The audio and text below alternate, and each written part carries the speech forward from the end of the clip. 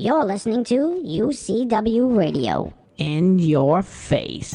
What we got here is a failure to communicate. Oh, have I got your attention now? Greed, for lack of a better word, is good. You know what I mean? Money to be made in a place like this. Money never sleeps, pal. You're crazy. Don't run when you lose. Don't whine when it hurts. You know what it takes to sell real estate? It takes brass. I've fallen, and I can't get up. All right, welcome to Money Never Sleeps, the show where we talk about anything and everything that impacts the flow of money from around the corner to around the world. And talking about around the world, what we're looking at right now, and this is the thing that's shaking up the markets, not only in the U.S. but also overseas, is the Brexit. UK exiting the Euro zone. So what's going to happen now?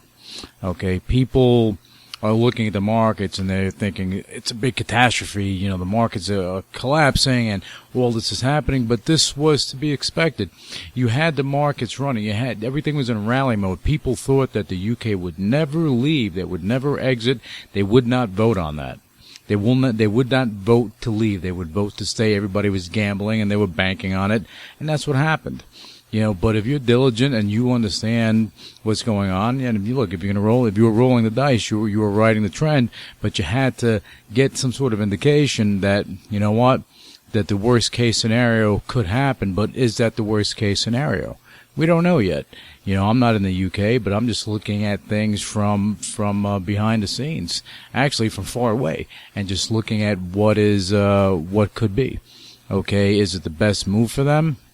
Well, they think so, but there are a lot of components, a lot of moving components involved here, because them exiting, okay, kind of cuts their ties for a lot of things that happen in Europe.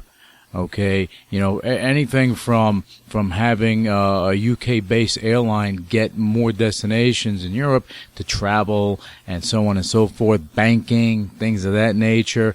You know, so a lot of moving parts here, which I don't think that they really thought through and to look at the big picture. Again, you know, is this a good move for them? You know, that's to be determined. It may be. It may be the best move for them to have their quote-unquote independence, you know, which they were pretty much independent. You know, they didn't convert the pounds to euro. You know, they didn't have that. They didn't connect on that level. They connected on every other level, but not on that level. So, you know, so they have their independence. But look, you have a lot of bank stocks going down. You have oil going down, which again, in my opinion, oil, you know, between 40 and 45, that's probably the where it should be, and that's fair. That's a fair value for that. And again, you have, you know, currencies dropping, U.S. dollar getting stronger, a lot of things transpiring. You know, one thing I can say is that with what's going on in the UK and in Europe in general, I think what we're going to see is something interesting in real estate, because what's going to happen as the U.S. dollar gets stronger and as you have the euro and the pound sterling, you know, decrease in value, it's gonna change things a little bit, because keep in mind, when the dollar was low and the Canadian dollar was strong and the pound was strong and the euro was strong, you had all these countries, you had a lot of investors, a lot of big time investors in these countries actually buying U.S. assets, real estate, hard assets, investing in companies, so on and so forth. So I think what you're going to wind up seeing is a little change up where these companies or individuals that are in these countries that have these assets in U.S. dollars, they'll probably start liquidating some of these assets to actually buy assets in their own country a lot cheaper. You know, if you were in Canada and you were, you know, when the Canadian dollar was at parity with the U.S. dollar, you know, what would happen right now when you have the Canadian dollar at 77 compared to the U.S. You know, what's going to wind up happening if they start doing that? They're going to start getting property at a discount. It's going to happen. I mean, I see this happening because that would be a smart move. That's something I would do. So, you know, they'll wind up, you know, liquidating U.S. assets and going and buying assets in their own country. And Canada is one example, you know, just because, you know, everything is shaking up. In Europe, with the euro coming down, they're going to be able to get assets cheaper. In the UK, they're going to be able to get assets cheaper. So why not? If the prices, keep in mind, the prices are not going to come down in Europe. It's just that if you have U.S. dollars, you're going to have more buying power. So when you go and buy these assets, you're getting them at a discount on your end. You're paying whatever they're selling them for. So if you have a property that's going for, let's say, for £1 million, okay, it's going for £1 million a week ago. It's still going for £1 million, but now the U.S. dollar is stronger, so that £1 million may not be as high today as it was last week. So that's my point. So it's like a currency play, but you have to take a look at other companies out there. And I'm not going to mention any specific companies, but it's a good idea to take a look at some companies out there that may be doing some switch ups. Okay, that their exposure to Europe isn't as strong, and they may be able to take advantage of what's happening. And if they're able to actually, navigate through this, they can get stronger. I think you're going to have a lot of companies out there that are going to be doing that. And the sad part about it is that when this is happening, you have companies, U.S. companies, that have divisions in Europe that they may get hit, from the financial arena. Okay, and actually, Jamie Dimon did make mention of this, that J.P. Morgan Chase may have to lay people off, and I think you're going to have a lot of that going on. So there's going to be, you have a lot of people losing their jobs and looking for employment or changing careers, so on and so forth. So that's going to be a big impact. But then also here in the U.S., this is what concerns me about this, with the U.S. dollar getting stronger. Basically, manufacturing in the U.S. is going to get hit a bit, I think, because now it's, even though our prices are not going to be going up, and maybe the salaries are not going up, but when we go and sell something to Europe, what we were selling for $1 last week is now that's going to cost them maybe $1.25. So that's the thing. That becomes more expensive on their end. So they may opt to get something cheaper that's made somewhere else. So I don't know where all this is going to kind of end up, but it's going to be an interesting ride. There's no question about it. So let's just see what happens. Let's just see what happens. I just believe that, you have the smart traders and investors out there that were hedging their bets moving forward.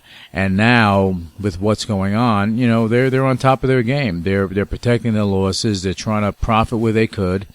Okay. They may not want to liquidate. They may have really big positions. They don't want to liquidate. So they hedge against it. You have a bank stock.